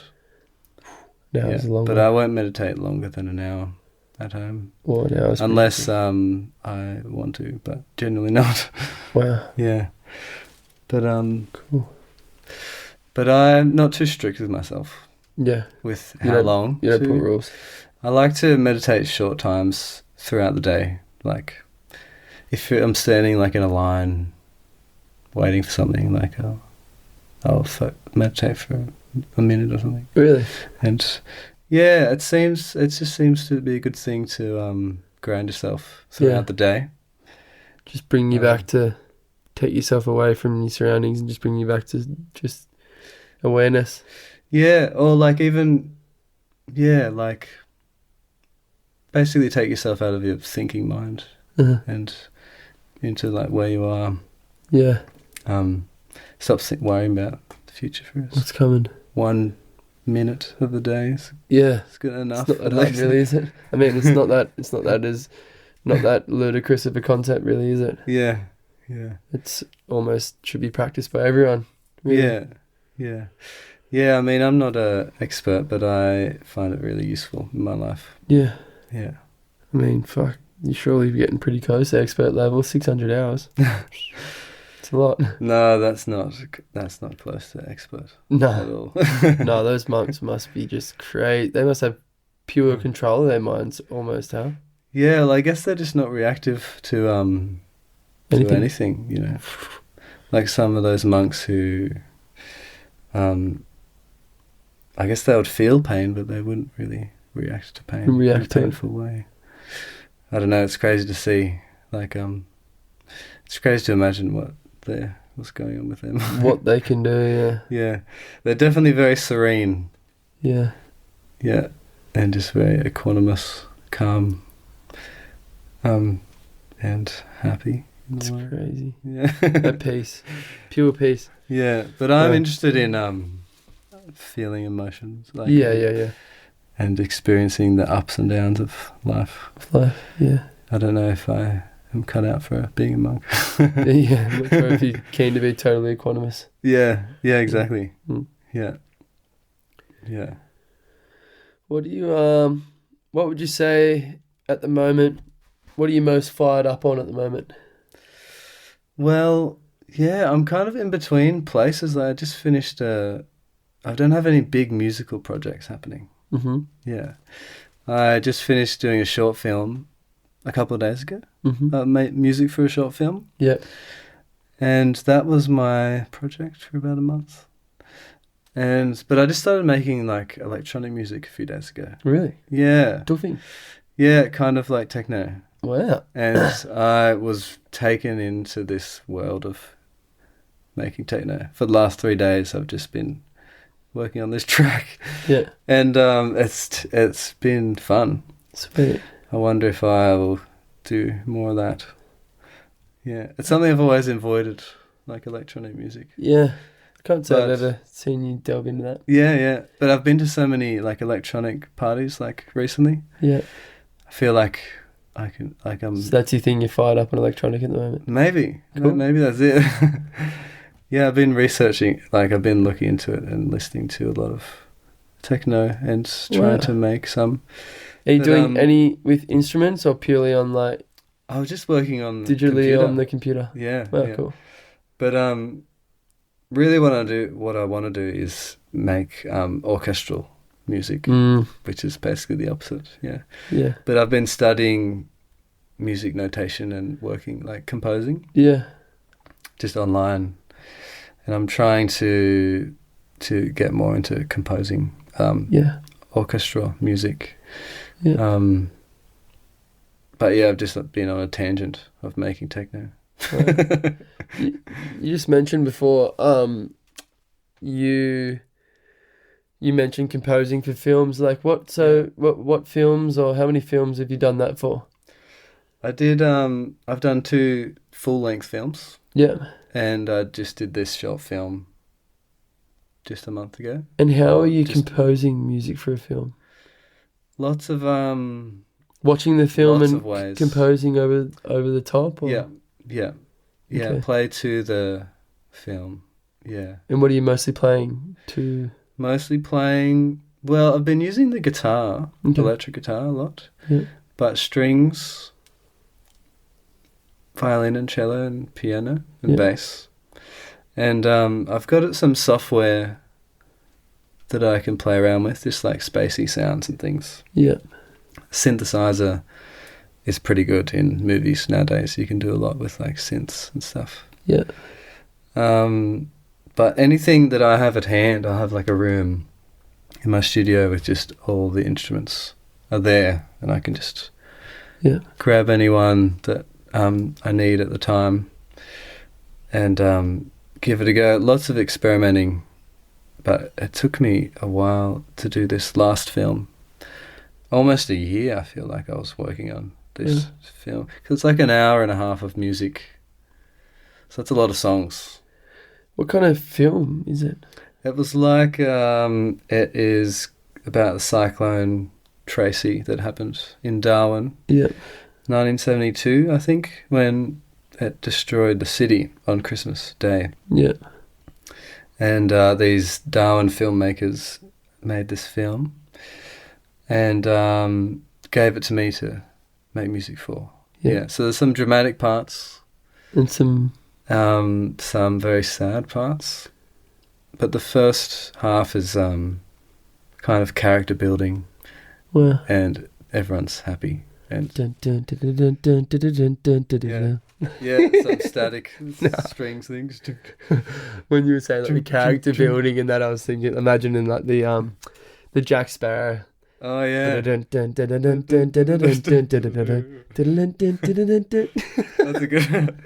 a good one. I like the movies. I wasn't even focusing on movies at that time. I was just. How did you get that gig? Listening to music of the movies.